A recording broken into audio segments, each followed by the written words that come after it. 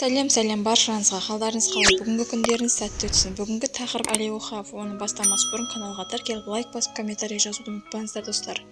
Әли Оқапов әлеуметтік желіде жанұясын жасырын ұстайды. Көпшілікке келіншегін көрсетпейді. Жеке өмірі жайлы жақ ашпайтын әнші неліктен мұндай ұстанымды таңдағанын түсіндірді. Естеріңізге сала кетейік, Әли Оқапов пен Асыл тобының солисі Ақерке Бүркітбай 2022 жылы шаңырақ көтерген еді.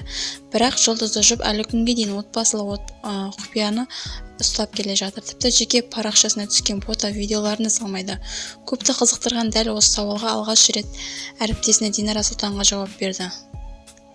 Жеке өмір мен үшін ең маңызды нәрсе, өйткені барлығы да жанұядан басталады.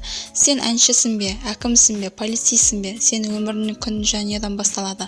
Артық сөз, көз, өсек, ой орынсыз нәрсе көп, сондықтан үйдегі нәрсе үйде қалу керек, дейді Әли Оқапов.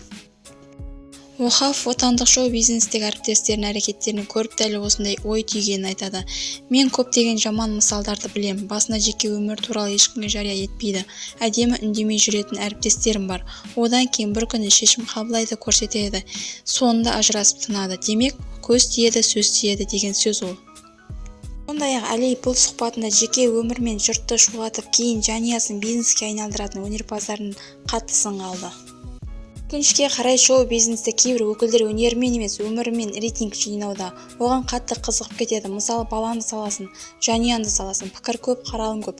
Көпшілікке сол ұнайды, тіпті табыс та әкеле бастайды. Соңында жанұясын бизнеске айналдырып жібереді.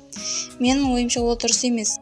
Жанұясын шоу-бизнеске айналдырып жіберіп табыс табатын ол дұрыс емес, деді Әли Оқапов Динара Сұлтанға берген сұхбатында. Мен олай жасамаймын, маған ондай нәрсенің қажеті жоқ, деді. Соңына дейін тыңдағандарыңызға көп рахмет. Лайк басып комментарий жазып каналға тіркелуді ұмытпаңыздар.